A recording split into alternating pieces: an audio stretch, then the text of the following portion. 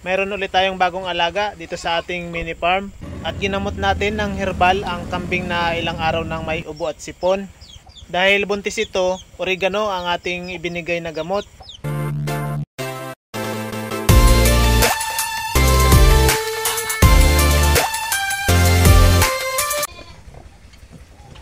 Magandang umaga mga kamangyan.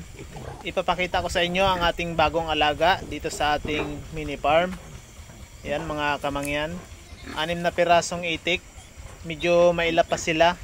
Lumalayo kapag lumalapit tayo. Nabili natin sa ating kakilala at ginawan agad natin ng kulungan para may magalaan sila. Wala kasi tayong paglalagyan. Lambat lang ang ginawa nating harang sa kanilang kulungan para mabilis nating matapos at magawan agad natin ng kulungan sila. Kaya binili natin ito para kung mangitlog na sila ay libre na ang ating pang-ulam. Nasa 10 pesos to 11 pesos rin kasi ang itlog kung bibili tayo sa tindahan. Pero hindi naman tayo araw-araw mag-uulam ng itlog, nakakasawa din. Ang itatabi natin ay palilimliman natin sa manok para dumami itong ating itik. Susubukan natin na magparami nitong itik. Magsisimula tayo dito sa 6 na piraso. Wala kasi tayong budget kung marami agad ang ating bibilhin. Meron rin tayong nilagay na languyan nila. Yan mga kamangyan. Nilalagyan lang natin ng tubig. Kailangan rin kasi ng itik na laging may tubig ang kanilang kulungan. Hindi naman nawawala agad ang tubig, lalo na araw-araw nating nilalagyan. Dahil putik naman ang lupa, kaya nai-stack ang tubig. Hindi na natin kailangan na bumili pa ng planggana. 3 timbang tubig lang araw-araw ang ilalagay natin sa kanilang liguan. Wala naman tayong ganong gastos dito sa bago nating alaga. Nabili lang natin ito ng 500, 6 na piraso. At ang kulungan naman nila na lambat ay gamit na. Lalagyan lang natin sila ng scrap na yero, pinakabubong, para kung sakali na umulan ay hindi sila mabasa. Itong mga itik ay okay lang naman na nababasa dahil mas gusto rin nila ng may tubig. Pero syempre kailangan rin nila ng bubong. Nilalamig rin kasi sila at nagkakasakit kung laging basa. At proteksyon na rin sa init ng araw para may silungan sila. Sa pagkain naman na ibibigay natin dito ay saha ng saging at ipa. Pwede rin na Madrid de agua at ipa. Sasanayin natin sila para makatipid din tayo sa pagkain. Masustansya rin naman ang saha ng saging at Madrid de agua. Pero ngayon ay ipa na lang muna at may counting feeds ang ating ilalagay. Sa susunod na araw ay hahaluan na natin pa unti-unti ng saha ng saging at Madrid de agua hanggang sa masanay na sila. Ayan mga kamangyan, nabigyan na natin ng pagkain.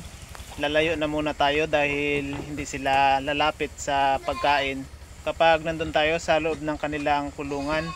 Medyo mailap pa kasi itong alaga nating itik.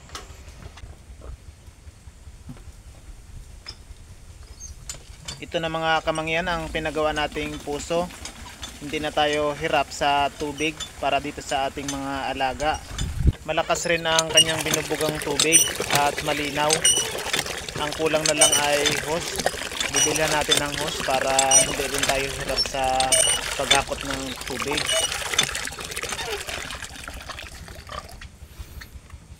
Lalagyan din muna natin ng tubig ang liguan ng mga biik bago natin asikasuhin ang ating mga kambing. Tag-init kasi ngayon kaya kailangan na malagyan natin ng tubig ang kanilang liguan. Dito lang rin natin nilalagay ang tubig na kanilang maliliguan mga kamangyan. Kusa naman silang naliligo dyan. Hindi na natin sila pinipilit na maligo dahil ang mga baboy minsan may time din na ayaw maligo para hindi sila ma-stress. Sanay na rin ang ating mga biik sa ganyang paraan mga kamangyan at healthy naman sila. Itong ating mga biik ay 58 days pa lang simula nang sila ay naianak.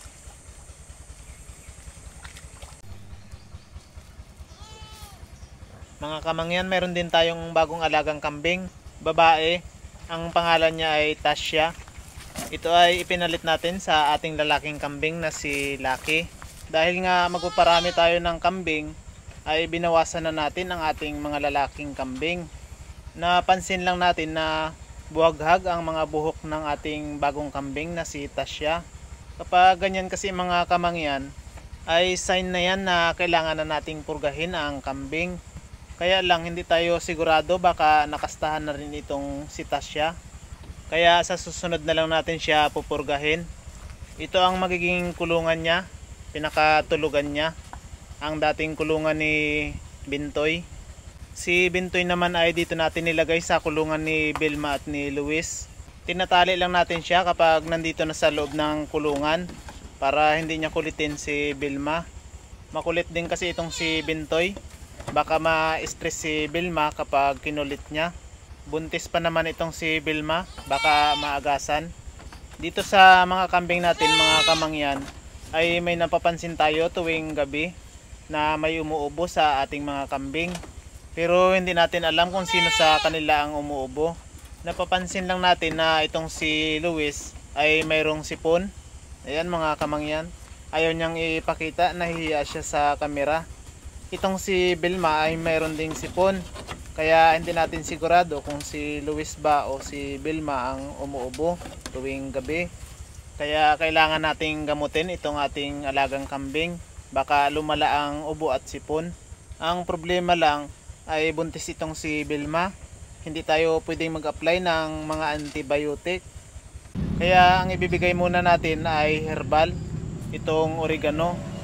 Mas maganda ito dahil walang masamang epekto sa pagbubuntis ni Vilma. Hindi malalaglag ang kanyang anak. Kumuha lang ako ng 8 pirasong dahon mga kamangyan. Kapag may alaga kayong kambing o pinaplano nyo pa lang na mag-alaga ng kambing, dapat ay magtanim na kayo ng oregano dahil maganda ito para sa ating mga kambing na may sakit. Lalo na kung buntis ang inyong mga alagang kambing. Ang kukunin natin dito mga kamangyan ay ang katas. Ito ang ipapainom natin sa ating alagang kambing. Hinugasan muna natin sa malinis na tubig para matanggal ang insekto at ang mga alikabok. Pagkatapos nating mahugasan ay lalagyan na natin ng mainit na tubig. Mas maganda na mainit na tubig ang ating ilalagay para mapalabas natin ang katas. Ganyan lang mga kamangyan. Pagkatapos ay pipigaan na natin para lumabas ang kanyang katas. Kailangan rin na ang pinagpigaan ay tatanggalin natin para kung gagamit na tayo ng syringe, hindi ito babara. Syringe ang gagamitin natin para mapainom natin itong katas ng oregano sa ating alagang kambing. Painumin na natin si Luis at si Vilma.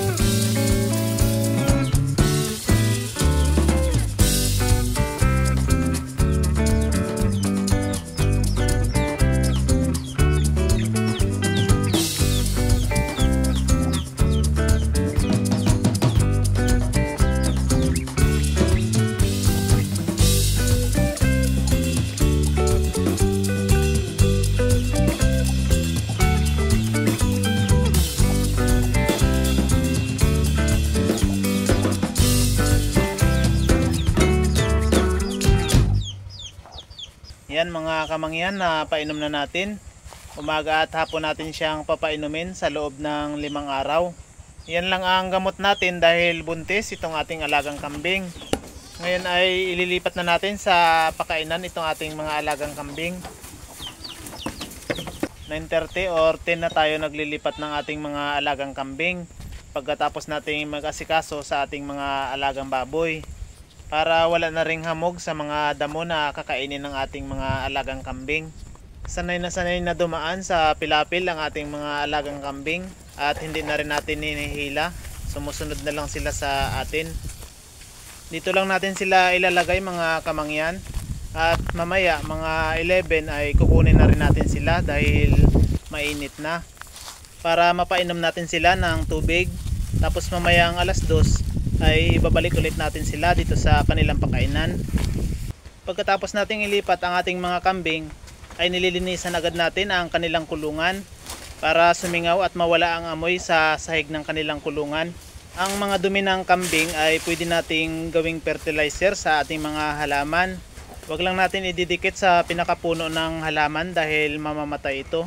Malakas kasi ang amonya ng dumi ng kambing. Ang ginagawa ng iba, nilalagay ito sa sako at binababad sa tubig. Tapos ang tubig ang ginagawa nilang pandilig sa kanilang halaman. Kaya may pakinabang pa rin sa atin ang dumi ng kambing. Paano mga kamangyan, hanggang dito na lang muna. Sa mga gusto mag-alaga ng kambing, sana ay nabigyan ko kayo ng idea kung paano gamutin ang kambing na may sipon at may ubo kahit ito ay buntis. Nagpapasalamat tayo sa mga subscriber at sa mga silent viewer. Ganon din sa mga OFW na sulit na sumusuporta sa ating channel. Maraming salamat po. At sa mga baguhan na ngayon pa lang nakapanood ng ating video, ako po ay humihingi ng pabor na paki-like and subscribe ng aking channel at pakipindot na rin ang notification bell para lagi kang updated sa susunod pa na video na ating gagawin. Pinabati ko ng magandang araw at shout out kay Kamangyan Ricky Santiago Vlog, Rigi Ibalang TV from Saudi Arabia, Kacho Alexander TV at kay Kapisi Vlog. Sa mga gusto magpa-shoutout, paki-comment lang mga kamangyan at pakilagay na rin ang inyong location. Maraming salamat mga kamangyan. Bye-bye!